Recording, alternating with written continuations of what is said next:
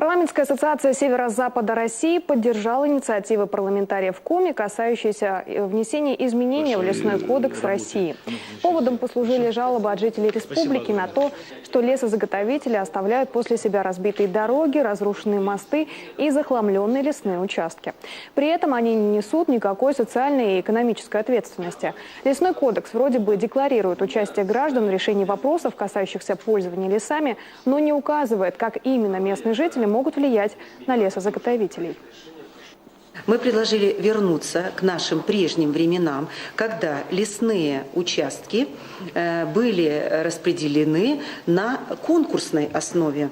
Эта система предусматривала создание рабочих мест, вклад, участие в развитии социальных вопросов того или иного поселения, муниципального образования. И этот хороший прежний опыт, сегодня следует к нему, конечно, по нашему мнению, вернуться. Предложение о внесении изменений в Лесной кодекс парламентарии Северо-Запада направят в Госдуму и правительство страны.